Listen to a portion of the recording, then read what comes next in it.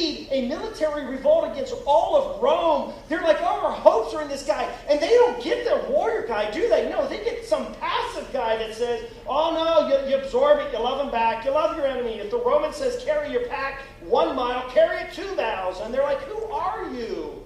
Very offensive. And here's why they're offended, and I want you to see this. The reason these teachings offended the people at the time was because they were busy building their kingdom, not God's kingdom. They were busy building their kingdom. They weren't interested, nor did they know about God's kingdom. Can I ask you a question today? Does this bug you too? Does it bug you when you hear Jesus' word? I mean, it just bugs you. Like, he doesn't know what she said. He doesn't know what this man has done to my life. He doesn't know what my mom and dad are. He doesn't know what my family are like, or my friends, or my boss. He doesn't understand what it's like. Does it bug you? Does it just kind of rub you the wrong way? It just kind of inside you. There's a bully at school. Does God really want me to love that bully? Really? I don't understand. It just kind of rubs me. Do you know why it rubs you the wrong way? There's a tension in your life. And the tension is, do I build my kingdom? Or do I build God's kingdom? Do I build my kingdom? Or do I build God's? See, if you're building God's kingdom, you're going to say, see, God redeemed me. He absorbed my sin and pain. And I'm going to give you the same redemption that my God has given me. This is a big deal. Here is the second and the greatest expectation we have of everyone who calls MRC their church home. The first one is to love God. Second one is to love others. More specifically, we're challenging everyone saying, this is the new norm. This is normal, that we're going to treat people, we're going to love people like this. And more specifically, we want people to be building relationships with people outside of Mountain Ridge Church. Be more concerned with building relationships outside of Mountain Ridge Church with people who are just walking and they need love and they need hope. Be more concerned about those relationships than the relationships in here. This is the second greatest expectation of all Mountain Ridge Church. It's to love God and figuring out what it means to love others. Now I want to talk practically about this. I really want to talk about this because here's what I don't know about you. What I don't know about you is what you're walking through. I don't know all the details. But here's what I do know about you. All of you can think of somebody in your mind when Jesus says, hey, absorb the sin, right? Absorb the hurt, right? And love your enemies. You all can think of that person in your mind. For some of you, you're in elementary school and you're in middle school and you're in high school and you know there's a bully. And you know there's a group of boys, there's a group of girls, there's kind of like that drama going on. You know, you feel it, you experience it, and then you're like, well, what does Jesus have to say about this? Some of you have ex-spouses, and you know that they tear your heart out. You know how hard it's been to live with them, to work with them, and they're still in your life, and it still just wounds you deeply to see what's going on. Some of you, you've had friends, and they've said the most hateful things. Some of you are dealing with family things. Some of you are dealing with family, and it's bizarre, but they've turned their back on you. They've wounded you. They've hurt you, and you don't know how to deal with this stuff. Here's what I don't know. I don't know the details, but I do know this. All of you can think of somebody or a group of people who comes to mind, right? Well, let's talk a little practically about this. First thing I want to talk about, and then Kim's going to get up here, or we're going to show a video. The first thing I want to say is this. This is a big deal. This is a really big deal. We're trying to teach this to our girls at home when they come home because things are unfolding at school. Here's the deal. Hurt people, and they're easily hurt. Hurt people, and they're very easily hurt. What that means is the reason people do what they do at school, the reason people do what they do at work, the reason people do what they do at church, the reason they do what they do at the soccer game is because inside their hearts they're hurting. They're hurt. So hurting people, well, they will go out of their way and they will hurt other people because hurt people always hurt people. And when you go to talk to them about it, when you go to address it, they're always the first ones to be easily hurt. Have you discovered this? Are you sitting beside that person? Don't raise your hand, all right? That's just a test. It's an intelligence test. Come on now, don't raise your hand. Hurt people, and they will always be easily hurt.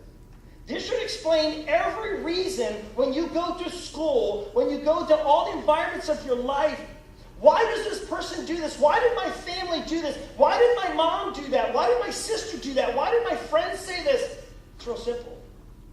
It's not profound. It's because they're wounded. It's because it's in their heart. Hurt people, and they are always easily hurt. Hurt people always hurt people. Just remember that. If they are going out of the way to hurt you, and you think, I don't get it, that's a big deal. Now, here's the thing I want to close with, and then we're going to watch the video. What I want to close with is this. You have a tension now to walk with, and the tension is this. The tension is, you know there's people who've wounded you, and you want to stay away from these people, but then you hear Jesus' words, and he's over here saying, love your enemies. And Jesus is over there saying, absorb the sin, absorb the hurt. So there's this tension. Do I make them my best friend and absorb this junk? Or do I pull away from them and feel guilty because somehow I'm a bad Christian? Because I should, Jesus said you're supposed to love them. What do I do in these moments? This is very hard. Very hard, because the people you work with, they make you bullies, they can hurt you, they drain you emotionally, financially, and they create conflict, right? And then it's just drama. Let me help you out with this a little bit. Jesus said to love them. He didn't say make them your best friend. Jesus said, I want you to love them. He didn't say, I want you to be best friends with them. This is what I mean by that. Jesus did not say, go to them and be weak and manipulated and abused for their amusement. Just be buddy, be their best friend and continue to just take on this and pile it on Jesus. He never said, make them your best friend. He said, love them. And what love means is you always think what's right for them, and you're always ready and willing to do what's right for them, to honor them and to serve them. That doesn't mean you make them your best friend.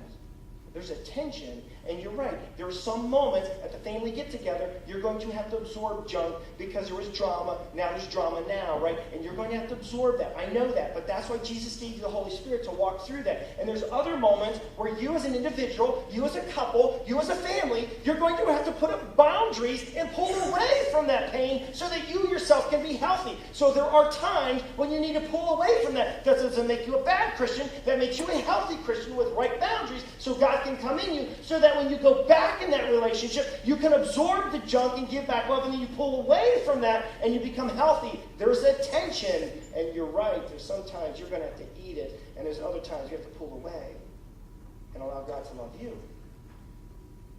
The first and greatest expectation that we have at Mountain Ridge Church, that it will be normal for us to pursue God, to love God. The second and greatest expectation we have at Mountain Ridge Church is that we love other people.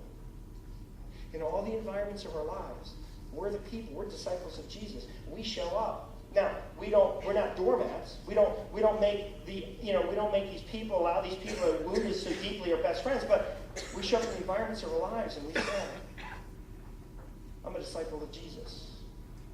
And no matter what you do to me, I'm going to give back love and grace to you. I may not like it, but I'm going to give love and grace back to you.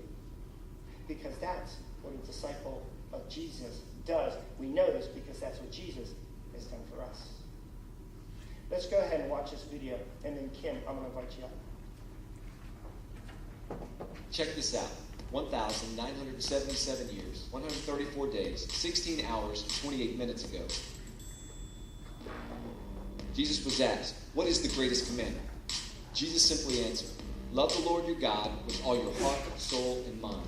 The Message says, love the Lord your God with all your passion, prayer, and intelligence. You see, our love for God must be sincere, not just by the words we speak, but also by engaging our souls. To truly love God, we must be passionate about Him, inside and out. The only way to follow this command is to make loving God our first priority. That means everything else takes a back seat. But there's more. Jesus also said the second greatest commandment is to love your neighbor as yourself, which also means love others as well as you love yourself. Love the unlovable, love the ones who don't deserve it, and love like you want to be loved.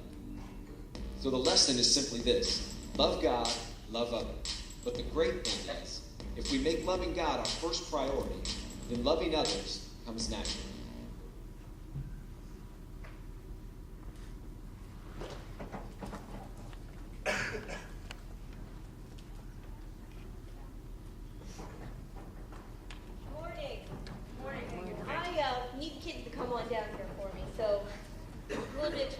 Time. Come on down, kids.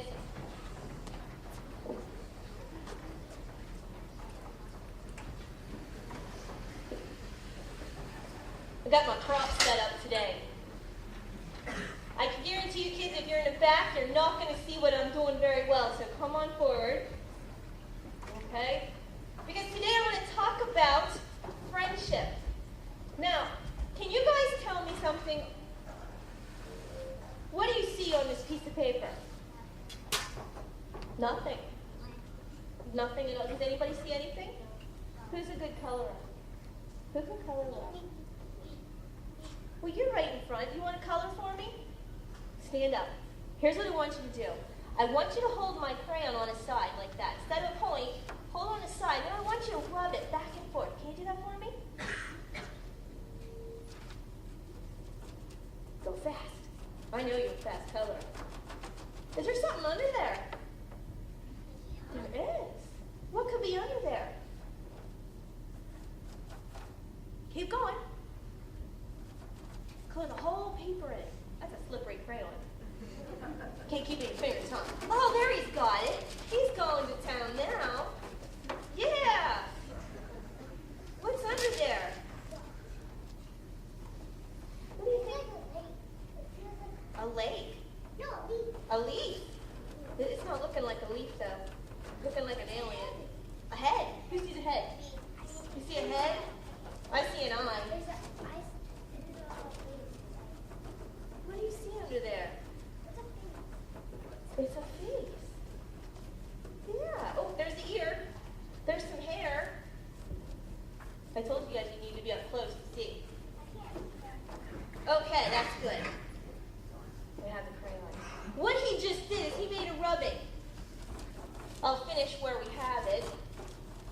Underneath, which you guys couldn't see, and you still can't see, is a picture of a face. And what I had him do was I had him color over a blank piece of paper. Because I want to talk about how much our friends rub off on us. Would you agree with that? As a matter of fact, I want to make a point to you guys. The point is this. You know why I'm standing up here today? No. I'm standing up here today because of a friend. A crazy friend. I had a friend who believed in me. She believed that what I could do was good enough, and she prayed for me, and she encouraged me. And now, for Pete's sake, I'm standing in front of the whole congregation of people, and sometimes I scratch my head and wonder why. This friend did so much. You know what she did? She went to Mr. Landis, and she made sure that he gave up some of his time on this stage one time a month to let me come up here and talk. I don't have any formal education in Bible. He agreed. That's a friend. She rubbed off on me. She has forever made an impact on me, a mark on me, just like our design there made a mark on this paper. She left a mark. But let me tell you about my friend. My friend hurt me. This very same person who encouraged me, who prayed for me, who paved the way for me to be standing in front of you today, hurt me. I know all you out there trying to think who my friend is now. And if you're doing that, you're completely